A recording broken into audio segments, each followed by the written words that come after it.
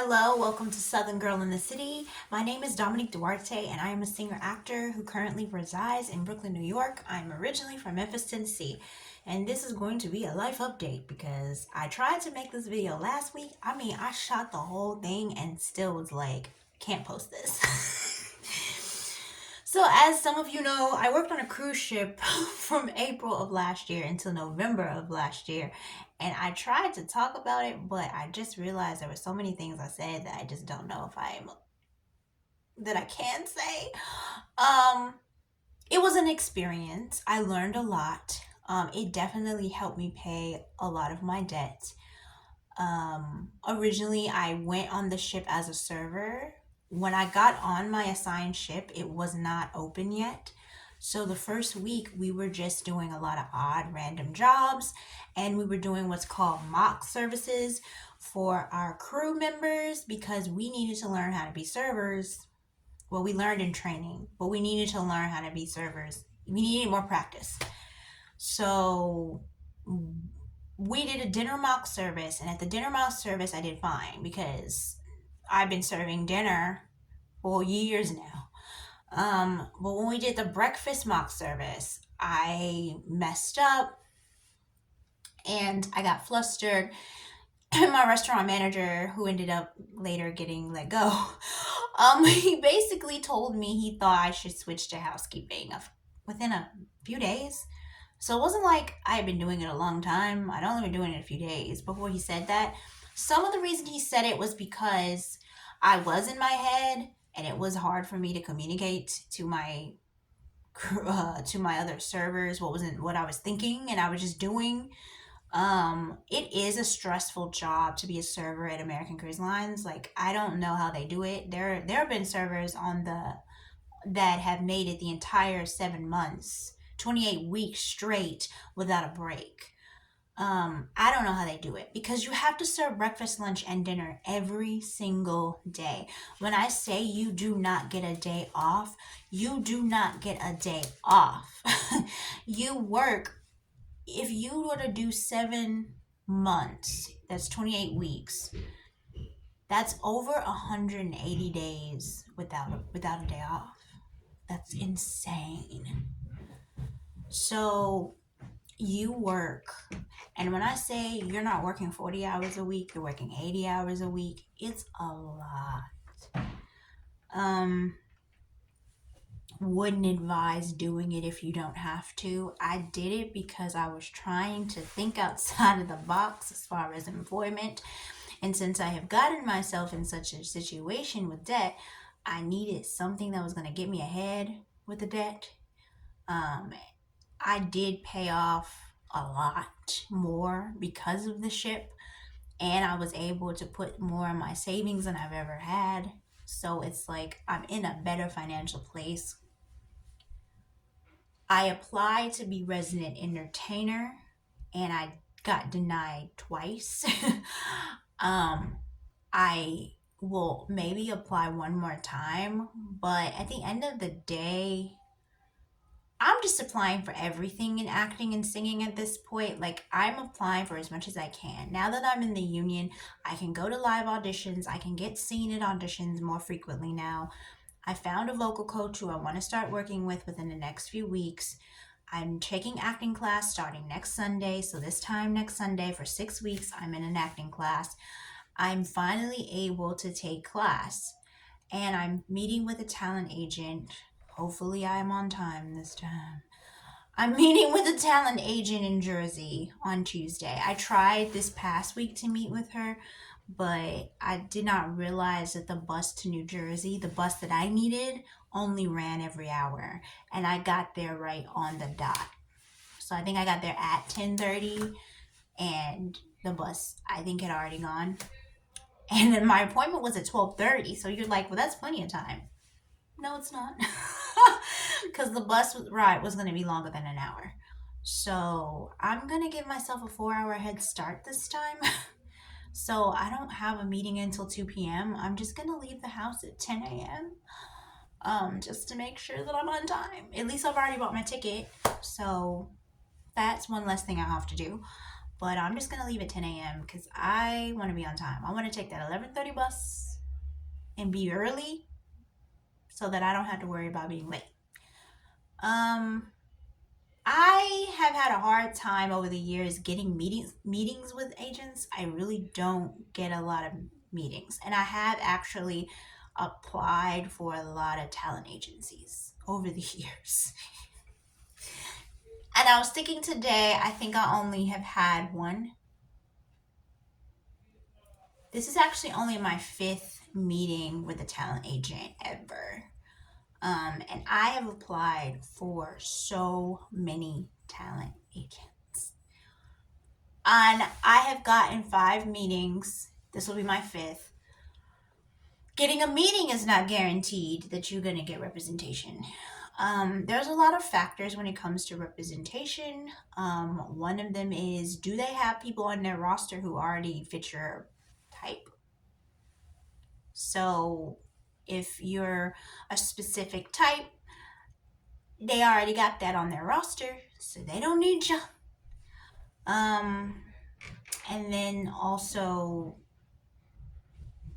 I am a very specific type, and my actor teacher in AMDA had said a similar thing. It's not easy to cast. I don't think I'm an easy person to cast in a show. I think a lot of the times everyone knows that I'm very talented, but I think sometimes people don't know where to put me because I don't look like I sound. Um, and my speaking voice is very quirky, but then my singing voice is like a Disney princess, but I don't look like a Disney princess, so it's confusing. And I think as I get older, I do believe that doors are going to open up more. But I think for the longest time, people didn't know what to do with you. The other thing was I was not acting, like I wasn't taking class. It's not because I don't know the importance of taking class. It's just I've struggled so much financially that I really cannot afford it. Now I can for the first time. And even then, I can't really afford to take vocal lessons every week. Even vocal coachings every week. I can afford maybe twice a month, and then I can take acting class. Acting class really is actually cheaper than vocal lessons. Vocal lessons are just so expensive, especially in New York. You're talking about 125 to 150 an hour. I mean, there was a friend of mine who booked a national tour of Hamilton, and she was paying $500 a month for vocal lessons when she first moved to New York. Now, if I didn't have so much debt, I would have been able to put $500 towards my vocal lessons, but I couldn't do that. And I was never making enough of an income to have a lot of disposable income, which is why I think a lot of singer actors get a big girl job or big boy job because they're trying to support their art. The problem with that is you run into an instance where you're making more money, but you don't have time to take any classes. You don't have time to do any shows. You don't have time to do any auditions. You don't have time to do anything towards your career. So a lot of the times when you're a singer actor, people are like, well, you just need to get a regular job. And I'm like, well, technically I have because I've been a teacher. But when I was a teacher, did I do any auditions? No. Did I do any auditions? No, at all. Because my focus was then only on lesson planning, trying to figure out, classroom management, trying to go to graduate school while I'm a teacher. And then I became a teacher's assistant, and I thought, okay, well, then this will give me a little bit more free time to do acting. It did, but it still was a 9 to 5 job. I had to be at work at 8 in the morning, and then I got off at like 2:30. So, and when's the audition times? Because nobody ever really asked that. But I'm like, when do you think people are auditioning for things? They're auditioning during the day. When the person who's working a 9 to 5 is working, that's when the auditions are. They're at 9 o'clock, 10 o'clock, 1 o'clock, 2 o'clock, 3 o'clock. And it's always been that way. And I knew that when I came here. So I knew if I work a regular job, I'm not gonna be able to audition. And now self tapes are definitely a thing. Self tapes are definitely very popular. But now, for real, self tapes are really more for TV and film. Because at this point, most theaters want you to come in person. And even the theater that is in Timbuktu, Washington, who has an equity theater, is coming to New York City to do their auditions. So even though people are like, well, you don't have to live in New York anymore, I'm not saying you do, but the amount of auditions that are in New York and Atlanta and Chicago and LA are always going to be significantly more than if you lived in another place.